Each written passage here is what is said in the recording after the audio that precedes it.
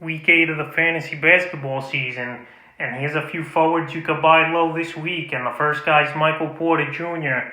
of the Denver Nuggets. So Michael Porter Jr., he was out for about 3 weeks with the COVID issues, and he came back, and it's been a struggle for him in the last couple of weeks now. On the season, he's ranked 133 with 14.6 points a game, 6.5 rebounds, 1.1 steals, 2.3 threes a game, 81% from the foul line, 50% from the field. But over the last 2 weeks, 148, he's ranked with only 10 points a game, 5.3 rebounds, a steal, 1.5 threes, 42% from the field is Porter. And his last 3 games, it's been a total struggle. At Los Angeles, February 4th, 8 points, 3 rebounds, a steal, and he shot 30% from the field. Then at Sacramento, February 6th, 8 points, 9 rebounds, 3 blocks, a 3, 27% from the field. And 2 nights ago, in the loss to Milwaukee, 8 points, 7 rebounds, 2 assists, a steal, a block, 2 threes, and 33% from the field. So Michael Porter Jr. right now, he's not scoring the basketball, he's not shooting efficient, and maybe he don't feel 100% his body if he had the virus for a few weeks and it took a lot out of him. So hopefully he plays back into shape, because he was a guy on my breakout list this season. And I think Porter Jr., he'll be fine and he'll get things going. And right now his value's super low. So if you're looking to make a trade for Michael Porter Jr., this is the time to do it while his value is way down there, before he has a couple big games and it's too late to trade him for a bargain price. The second forward I'd look to buy low this week's Nicholas Batum of the Los Angeles Clippers. Batum, he's been pretty solid this year for this Clipper team, and I don't even think he's missed a game. He's ranked number 63 in fantasy basketball, 10 points a game, 4.8 rebounds, 2.5 assists, 1.3 steals, 2.2 threes, 50% from the field, and 84% from the line. But in the last week, his ranking has gone down a little, 91% in the last few weeks, 9.3 points a game, 4 rebounds, 2 assists, 1.7 steals, 2 threes a game, 50% from the field. So Batum, he's playing anywhere from 25 to 40 minutes a game, it seems like. They're counting on him. Kawhi Leonard and Paul George, they've played most of the season, though, which is pretty surprising to me. But Batum, he's a guy that gives you 6 or 7 categories for the most part. He'll be a good guy in steals. He could score the basketball, 12, 15 points a game on some nights.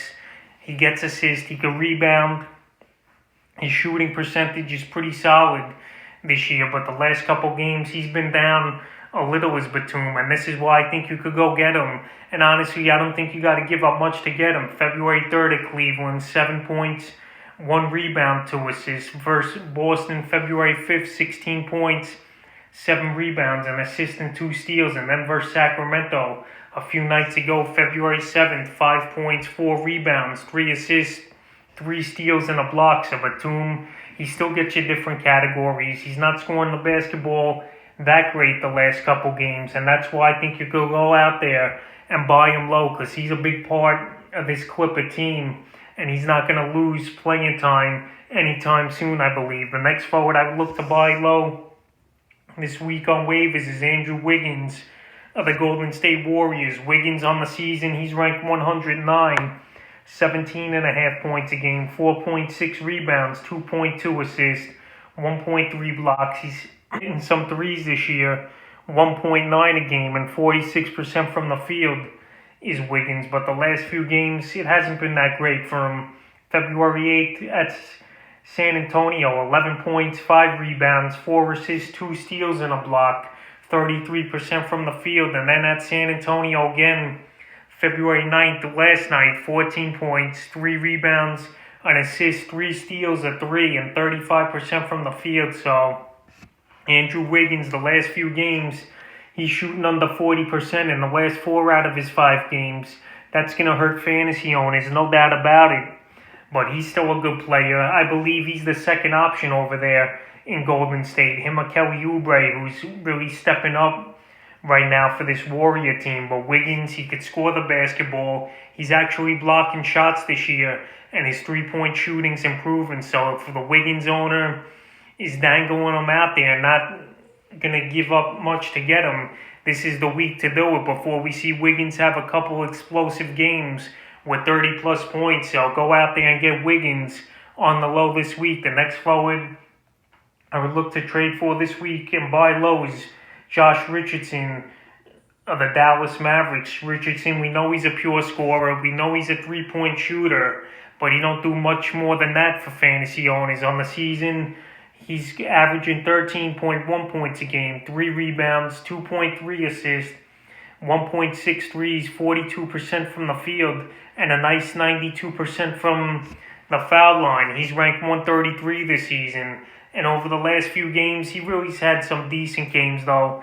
But like I said, he's really a one-trick pony where he's going to give you 3-point shooting and a decent field goal percentage and a few points. Is Richardson. The last few games, he's been on a hot streak, but I still think he's a player you could trade for and not have to give up much for. February 6th versus Golden State, 17 points, 2 rebounds, an assist, a steal, 4 threes. And then February 8th versus Minnesota, 18 points, 5 rebounds, 8 assists, and a 3. So Richardson, like I said, he's scoring the basketball. I think the assists he had in the last couple games have been fluky, and I don't think that'll happen much this season. But he's a player you could go out there, and you definitely don't got to pay a big price to get him. And he's only owned, is Richardson, in 47% of fantasy leagues. So you could still go out there and get him. In the fifth and final forward, I would try to buy low or trade for this week's Kyle Anderson of the Memphis Grizzlies. Anderson, he's been pretty decent this year for fantasy basketball. He's ranked 118 with 12.7 points a game, 6.6 rebounds, 3.8 assists, 1.4 threes, 78% from the foul line, 43% from the field. And the last few games for Anderson, he's been pretty good, though. February 6th in New Orleans, 21 points, 4 rebounds, 4 assists, 1 steal. Then versus Toronto a couple nights ago, 15 points, 4 rebounds, 4 assists, a steal, and a block. But February 2nd, we're going back a little, 6 points, 5 rebounds, 2 assists. And then February 4th versus Houston, 3 points, 5 rebounds, 5 assists. So Kyle Anderson, he's been up and down this year. He hasn't been really that consistent, but he's a player I still think you could trade for, even after 2 big games for him where you don't have to give up much for him. He was a player this year in fantasy basketball that was picked up on most waiver wires, and coming into the week, he was only owned in 52% of leagues.